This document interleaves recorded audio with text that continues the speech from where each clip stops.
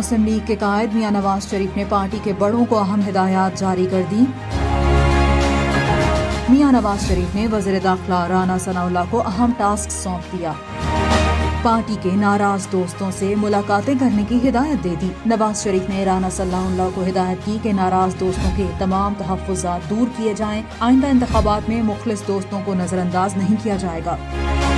رانا ثناء اللہ نے نواز شریف کو مریم نواز کے استقبال کے حوالے سے بریفنگ دیتے ہوئے کہا کہ لاکھوں کارکنان مریم نواز کا پرتپاک استقبال کرنے کے لیے تیار ہیں، جس پر نواز شریف نے کہا کہ لاہور سمیت پنجاب کے کارکن لاہور ایئرپورٹ پر جمع ہوں۔